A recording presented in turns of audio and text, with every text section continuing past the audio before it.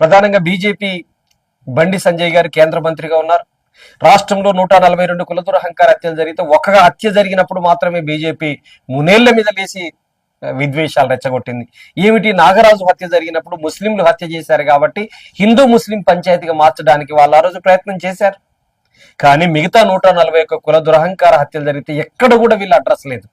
ఎందుకని లేదు? అగ్రకుల హిందువు నిమ్న కులంలో పుట్టినటువంటి హిందువును చంపితే అది నేరంగా చూడట్లేదు వాళ్ళు. అది మనుస్మృతి ప్రకారంగా అది చట్టబద్ధమే అనేటువంటి పద్ధతులలో వాళ్ళు వ్యవహరిస్తున్నారు. బీజేపీ నీతి ఏమిటి? ఎక్కడో పాకిస్తాన్ టెర్రరిస్టులు ఈ దేశం మీద దండయాత్ర చేస్తున్నారు, హత్యలు చేస్తున్నారు, ఉన్మాద దాడులు చేస్తున్నారు అని చెప్పేసి పాకిస్తాన్ విద్వేషాలు రెచ్చగొడుతున్నావే. కానీ మనమంతా హిందువులం, గంగాజల బిందువులం, బంధువులం అని చెబుతున్నటువంటి బీజేపీ ఈరోజు ఎర్ర రాజశేఖర్ని పొట్టన పెట్టుకున్నది హిందువే, ఎర్ర రాజశేఖర్ కూడా హిందువే. ఇప్పుడు ఏ ముస్లిమో ఏ క్రైస్తవుడు వచ్చి ఎర్ర రాజశేఖర్ని చంపలేదు. మరి ఈ హత్యను ఎందుకు ఖండించరు మీరు? ఎందుకు ఖండించరు మీరు అని చెప్పేసి అంటే అగ్రకుల దురహంకారానికి బాసటగా ఆర్ఎస్ఎస్ బీజేపీ నిలబడుతుందని చెప్పేసి చాలా స్పష్టంగా అర్థమవుతున్నది.